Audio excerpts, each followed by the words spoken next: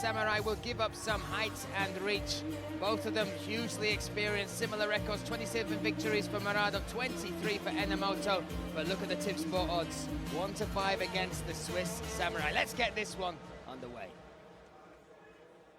Ladies and gentlemen, we are ready for the next bout. Middle bout, 3 final rounds, and the referee in charge is Václav Přibyl. Let me introduce you both fighters, and we will start in the blue corner. He's 41 years old, stands 182 centimeters tall, weight in 84 kilo. Represents Enomoto Dojo. Coaches in his corner are Stefani Bortolozzi, Kenji Bortoluzzi, and Tiziano Visconti.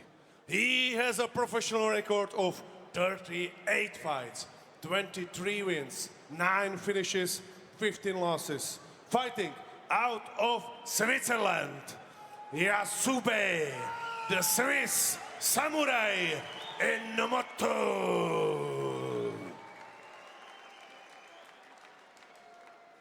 Across the cage in the red corner, 35 years old, 190 centimeters tall, weight in 84.3. MMA Uncles and MMA Monster. Coaches in his corner are Petr Monster Kníže and Marek Jinsky. He has a professional record of 36 fights, 27 wins, 20 finishes, 1 no contest and 8 losses. Representing Neruda Cup team Tip Sport and fighting out of Uzbekistan, Mahmoud Muradov.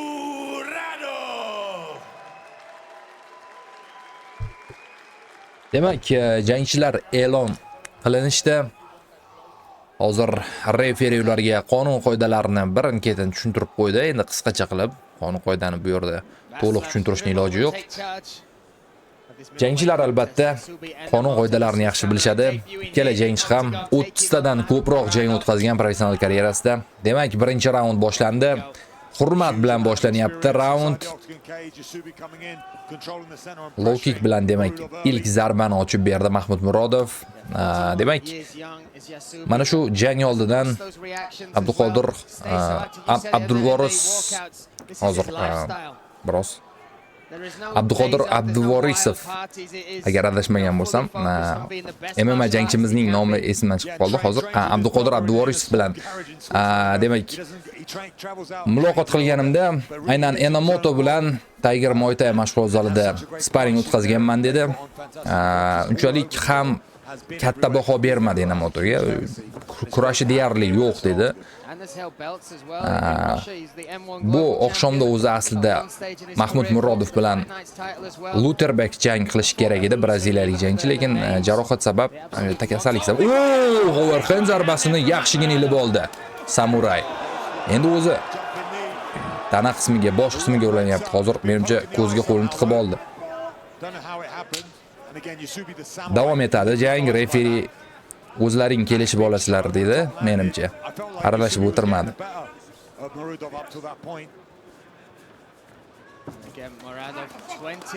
O'ng qo'l zarbasi aniq o'tyapti Mahmud Murodovdan.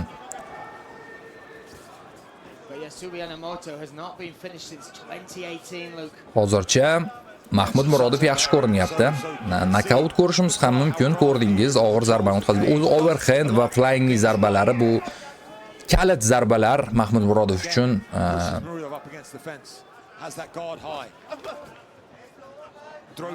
Ikkinchi raqamli bo'lib ishlamoqda hamyurtimiz. Birinchi raqamli jangchi bo'lib Enomoto oktagonni egallab olgan.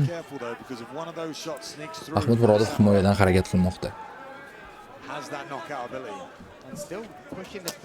Tana qismiga zarba, bosh qismiga bo'lgan hujum aniq chiqmadi. O'ng qo'l zarbasi Murodovdan. Hozircha og'ir zarbalarni ko'rmay qo'ydik. Birozga to'xtab qolishdi, temp biroz pasayyapti. Oldinga boryapti. Mana bu yerda parterga harakat. Bittada olib o'tdi Mahmud Murodov. Ortiqcha harakat ham qilib o'tirmadi.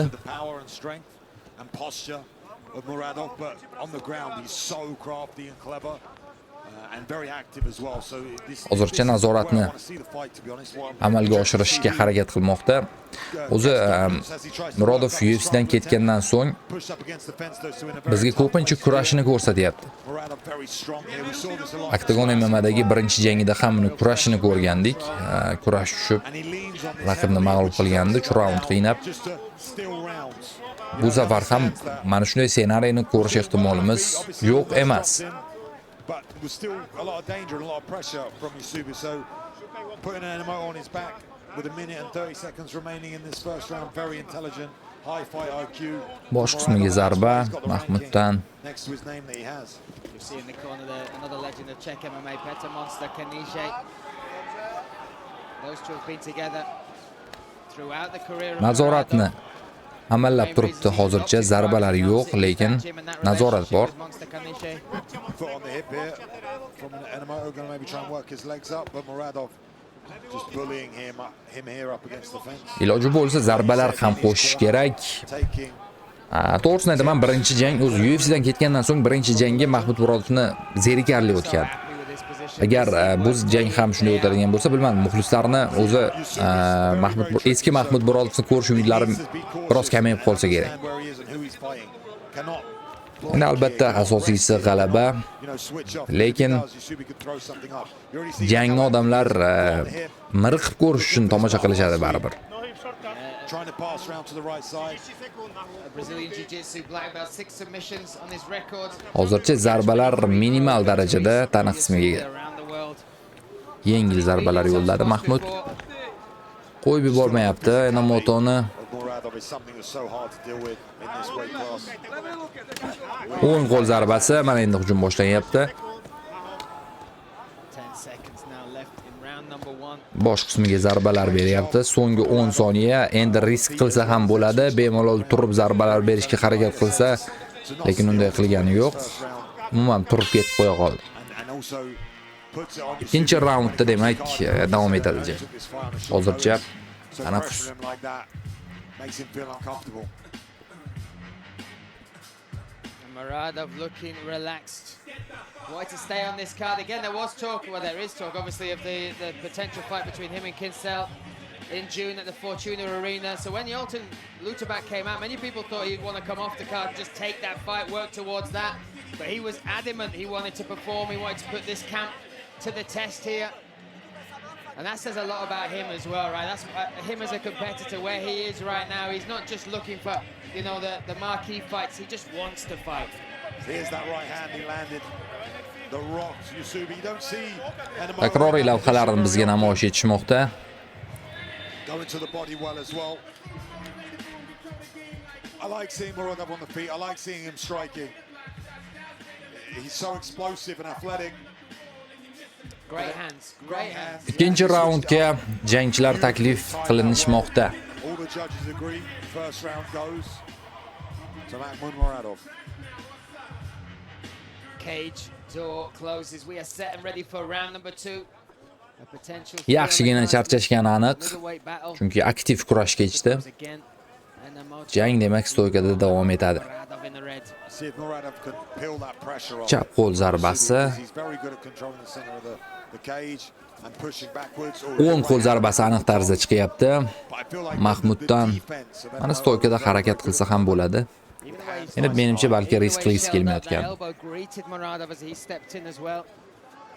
Oh, nice too. and I feel like Muradov a little bit lazy on the defense. His offense. Oldinga boryapti Enomoto, birinchi raundda bo'lgani kabi orqaga bir mana havodagi nokaut do'stlar. Shunchaki turib uxlab qoldi. Ko'rdingizmi? Zarbani qabul qildi va o'sha joyda o'zi bo'lgandi. Shunchaki qolgani refleks bo'lib ketdi. Instinkt ishlab o'zi kurashga kirib ketib qoldi menimcha. O'zi ba'zi videolarda ko'rgan bo'lsangiz kerak, jangchilar nokaut bo'lib qolgandan keyin hakam bilan, referi bilan kurashib ketishadi. Hozir mana shu jangchi Enomoto aynan shunday holatga tushib qoldi. Muradov, what a finish by him. Shunchaki ajoyib nokaut, ajoyib g'alaba hamyurtimizni Enomoto karyerasidagi 28-g'alaba bilan tabriklaymiz. Shuningdek, o'zbek auditoriyasi, o'zbek muxlislarini ham.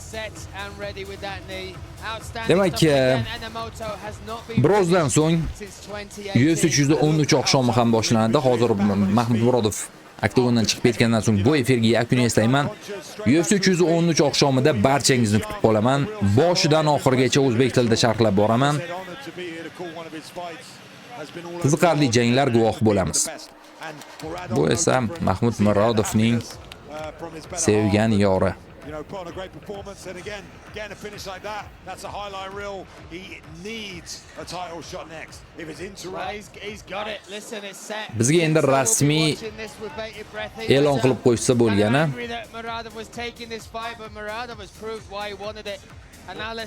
Takroriy lavhani ko'ramiz. O'ng qo'l zarbasi bo'ldi, mana o'chi bo'lgandi. Ishtonni ham ko'tarib qo'ydi. Hech nima bo'lmagandek, bildirmagandek, o'tdi, bilib qolishmasin deb.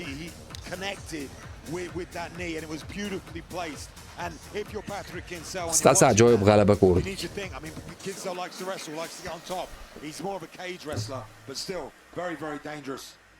Man to face next for Patrick Kinsella. That'd be a fantastic fight. None of that matters. Second round, 40 seconds in, gets the finish, gets the knockout against the Swiss Samurai. Yeah, the Samurai. Zarbalar statistikasini ko'ryapsiz. 27 ta aniq zarbaga 5 ta zarba bilan javob bergan xolos Enomoto. What a performance from Muradov. From start to finish, that first round showed stuff on the feet, the grappling on the ground, and then clinical execution with that strike. The right hand right behind the Demak, endi e'lon qilib qo'yishsa, shu bilan efirga yakun yasab, UFC 313 oqshomini kutamiz. UFC 313 oqshomida ikkita jang bekor bo'ldi, shu sababdan biroz kechiktirilishi mumkin. Jang oqshomi yana o'z 4:30 dan 5:00 ga ko'chirilgan edi, adashmasam. Endi 5:30 ga ko'chirilishi ham mumkin. Endi 5:30 ga ko'chirilsa umuman olganda yomon bo'lmaydi men uchun. Og'zimni ham yopib olaman. Qulayroq bo'lardi. Demak, eshitamiz. Mahmud Murodov nokaut bilan g'alaba qozonyapti. Do'stlar, men demak, efirga yakun yasayman. Sizlar bilan Shohrux Abubakirov bo'ldi.